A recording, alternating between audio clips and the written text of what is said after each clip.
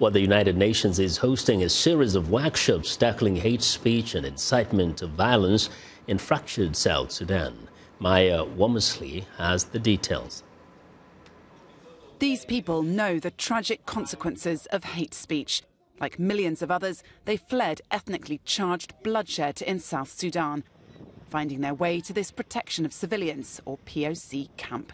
Here, the UN's launched a series of workshops to help people identify hate speech and mitigate its impact. Their situation is also related, it's a consequence of hate speech and incitement to violence. So to be able to combat hate speech properly, we should really involve those who have been also victims and those who are also part of the population.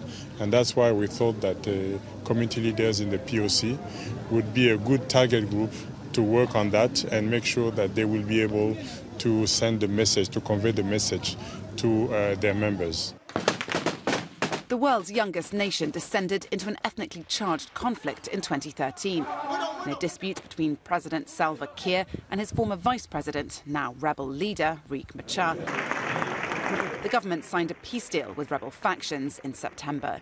But Mary Nehemiah Tut, one of the workshop's participants, says if hatred and hate speech remain pervasive in communities, then the conflict will not end. It's better to sit down, reconcile, talk to each other and see how to overcome hatred and hate speech.